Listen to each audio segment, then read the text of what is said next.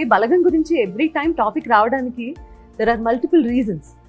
అది ఒక commercial movie అన్న టైటిల్ని మార్చేసింది.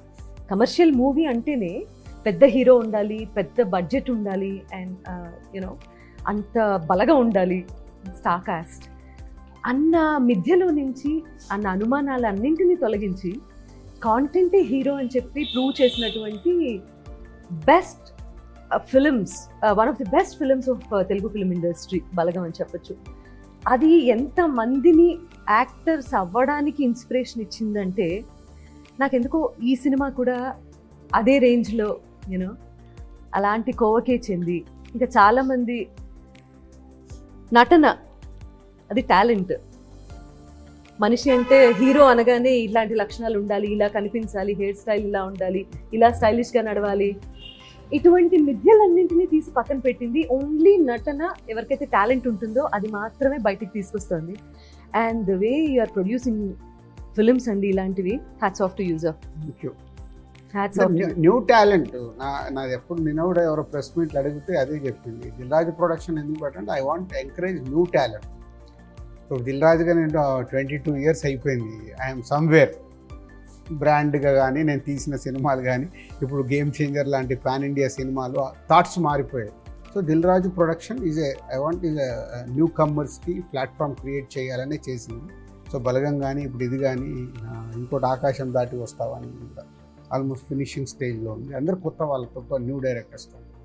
సో దీంట్లో అట్లీస్ట్ 50% సక్సెస్ అయినా ఐఎమ్ సో హ్యాపీ. సో మా ద్వారా వచ్చి సక్సెస్ అయ్యి వాళ్ళ ఇండస్ట్రీలో ఫ్యూచర్ ఉంటే వాళ్ళకి డెఫినెట్గా హ్యాపీ. మీరు ఎప్పుడు అలాగే ఉంటారా? తెలియదు ఫ్లోలో అంటే సాత్విత్యంలో కమల్ హాసన్ గారు అన్న అందుకే నార్మల్గా కంఫర్టబుల్ ఇలా అయితే కంఫర్టబుల్. ఇది మీ క్యారెక్టరైజేషన్ కాదు కదా? కాదు జనకైతే గనక కాదు. What is your characterization? మీ ఆహార్యంలో చూడాలనిపిస్తుంది. Is this your characterization or ఇదా? ఇదండి. లేకపోతే ఇదా? లేదు ఇది కూడా సో వాట్ ఇదేంటి? అది సినిమాలో ఒక సిగ్నేచర్ మూమెంట్. ప్రతి ఇంపార్టెంట్ సీన్ అప్పుడు ఇట్లా ఆలోచిస్తున్నప్పుడు ఇలా కొడతాడు అన్నట్టు. What's your problem? ఎందుకంత పిసినారితనంగా ఉండటం? పిసినారితనంగా కాదు మేడం, అంటే ఇప్పుడున్న ఖర్చులకి జనరల్గా ఇప్పుడున్న అందరూ అదే ఆలోచిస్తున్నాం. అంటే ఇప్పుడు ప్లాన్ చేస్తే ఎలా ఉంటుంది, ఎల్కేజీకి సేవింగ్స్ అన్నీ అయిపోతున్నాయి కదా, మనం పోషించగలం లేదా అన్న దాని మీదే. అండ్ ఇంకొకటి ఇప్పుడు జరుగుతున్న కొన్ని ఇన్సిడెంట్స్ గురించి కూడా ఫన్ వేలో చెప్పాను. నవ్వుతూనే చూస్తారు, నవ్వుతూనే బయటికి వెళ్తారు, బట్ మధ్యలో మాత్రం కంటతడి వస్తుంది. ఆబ్వియస్లీ యాక్చువల్గా పిసినారిగా ఉండకూడదు అనుకోవడం ప్రాబ్లం అండి. పిసినారిగా ఉండకూడదు అనుకోవడం వల్ల వచ్చిన ఇష్యూ. ఎందుకంటే మనం క్యాల్కులేట్ చేసుకునే బతుకుతాం కదా. సో అలా పిసినారిగా నేను ఉండకూడదు, బెస్ట్ ఇవ్వాలి, నేను ఫాదర్ అయితే పిల్లలకి బెస్ట్ ఇవ్వాలి అనుకున్నారు కాబట్టి ఈ కథ పుట్టిందండి. బెస్ట్ సీన్ మీరు ఎంజాయ్ చేసిన వాటిలో? నాకును వైఫ్ క్యారెక్టర్కి మధ్యలో ఒక సీన్ ఉంటుంది సెకండ్ హాఫ్లో. వచ్చిన చాలా మంచి ఎమోషన్ మూమెంట్, నాకు చాలా ఎమోషన్ అయిపోతుంది. మా ఇద్దరి మధ్యలో ఉన్న సీన్స్ ప్రతిదీ బాగుంటుంది. అండ్ ఫాదర్తో ఇంకొక సీన్ ఉంటుంది, అది కూడా. అమ్మాయి క్యారెక్టర్ ఏంటంటే ఏది అడిగినా మా ఆయన చూసుకుంటారులే. So she is confident about husband, అంటే ఎలాంటి మూమెంట్ అయినా మా ఆయన చూసుకుంటారులే. సో అలా ఉన్నప్పుడు సెకండ్ హాఫ్లో ఒక సిచ్యువేషన్లో హస్బెండ్గా నీకేంటే మంచి వైఫ్ ఉంది ఇది అంటే, నాకేం ప్రాబ్లం సార్, నాకు ఏదైనా అవుతే మా ఆవిడే చూసుకుంటుందిలే. That is high scene. ఏ విషయం కోసం అయితే ఫైట్ చేస్తూ కోర్టుకు వెళ్ళారో అది మాత్రం it's a very sensitive point. ఎంత జాగ్రత్తగానూ హ్యాండిల్ చేయాల్సినటువంటి పాయింట్. ఇప్పుడు క్యూరియాసిటీ ఎక్కడ బిల్డ్ అవుతుంది అంటే, ఎందుకు కేసు వేసాడు ఈయన? Number 1 point. దేని మీద ఇలా కూడా కేసు పెట్టచ్చా అనేది second point. And most important point of the movie. Middle class వాళ్ళు జనరల్గా ఏదన్నా ఒక సిచ్యువేషన్లో ఎక్స్ట్రీమిటీకి పుష్ అయితే కానీ వాళ్ళ యాక్చువల్ రూపం బయటకు తీసుకురారండి. నేను అనుకున్నప్పుడు ఏమనుకున్నానంటే మనకి ప్రతిదానికి ఒక ప్లానింగ్ ఉంటుంది. మన మన ఇంటికి ఒక ప్లాన్ ఉంటుంది, జాబ్కి ఒక ప్లాన్ ఉంటుంది, గర్ల్ ఫ్రెండ్కి ఒక ప్లాన్ ఉంటుంది, మ్యారేజ్కి ఒక ప్లాన్ ఉంటుంది, మన డెత్ కూడా ప్లాన్ ఉంటుంది. పలానా చోట నా అస్థికలు కలపండి, పలానా చోట సమాధి కట్టండి. అట్లాగే లైఫ్లో ఇంకా ఇంపార్టెంట్ ప్లానింగ్ ఫ్యామిలీ ప్లానింగ్ అంటారు కదా. సో అలాంటి స్పేస్లో ఒకటి ప్లానింగ్ ఫెయిల్ అయితే is an extreme step. And మనం అనుకున్న ప్లానింగ్లో జనరల్గా మనకి ప్రతి ఒక్కరికి ఉన్న ప్లాన్లో జనరల్గా ఒక 2-3 ప్లాన్స్ ఎలా ఉంటాయంటే we are very confident will never fail. అలాంటిది ఒకటి ఫెయిల్ అయితే ఆడేమైపోతాడు, వాడు ఎలాంటి స్టెప్ తీసుకుంటాడు అన్న దాన్ని బేస్ చేసి correct. Tell me more about your experience please. Character name is హరిత. షీఈ్ లైక్ మీరు ప్రతి ఇంట్లో నార్మల్లీ చూస్తున్న ఒక టిపికల్ వైఫ్ ఎలా ఉండిపోతుందో అలాగే ఉంది క్యారెక్టర్. వెరీ బ్యూటిఫుల్ క్యారెక్టర్ అండి.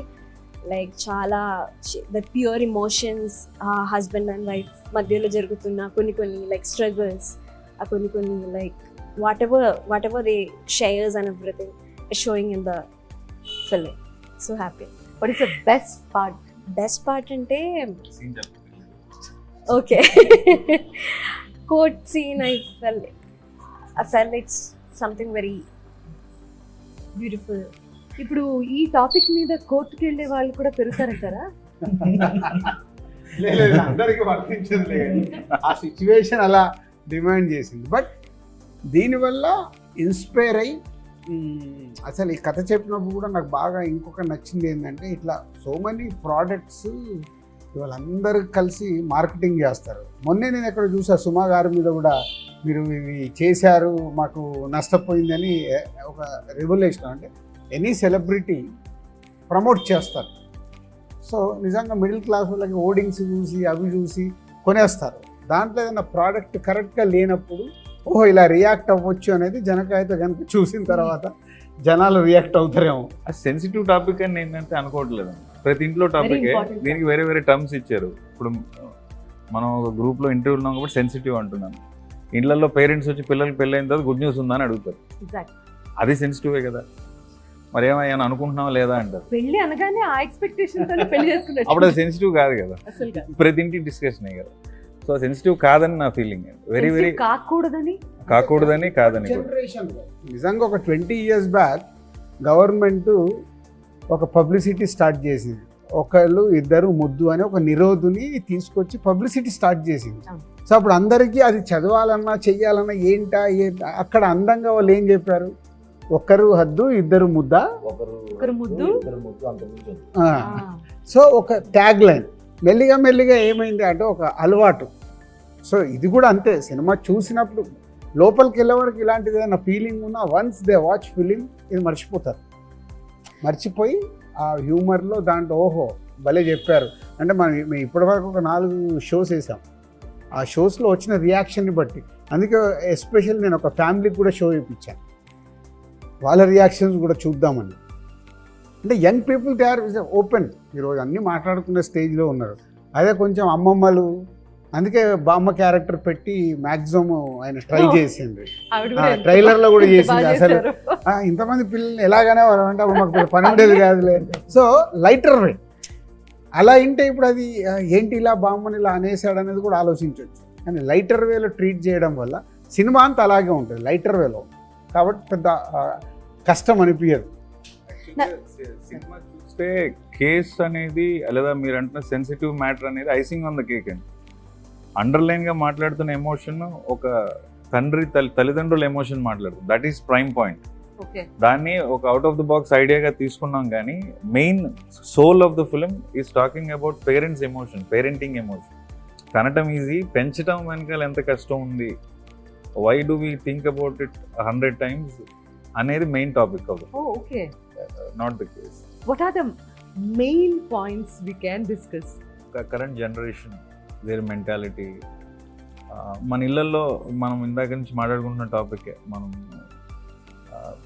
పెళ్ళి చేసుకొని ఇల్లు ఉండదు, పెళ్ళి అనుకోని వాళ్ళు కానీ, లవ్ చేయకూడదు అనుకున్న వాళ్ళు కానీ ఎవరు ఉండరు కదా జనరల్గా, అబ్బాయిలైనా అమ్మాయిలైనా. ఏమోనండి, మారిపోతాం కదా. Whatever be the however liberated we think we are, end of the day you need a companion in whatever way you want. Companionship కూడా it's a calculation. They are also adapting children. Adapting children again comes back to the same calculation. మీ own kid అనుకున్నా comes back to the same topic. So ఇది ప్రతి ఇంటి కదా, మనందరి కదా, మన కదా అని నేను అనుకుంటున్నాను. చాలా సరదాగా మీరు ఆ పాత్రలతో మీరు కూడా ఇంటరాక్ట్ అవుతూ సినిమా చూస్తారు, నవ్వుకుంటారని నేను అనుకుంటున్నాను.